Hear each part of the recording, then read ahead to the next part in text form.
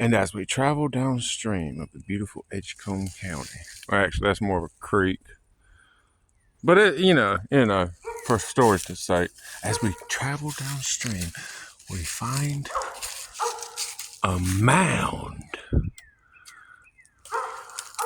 Honestly, it's probably just from where the creek was being put in here. Cause that's a man-made creek, I think. I'm pretty sure. But it's still a happy find nonetheless. Makes me feel all jungly and stuff. Whee! Where's the? I'll crawl this away. Oh, a briar shoot. I'm gonna eat you.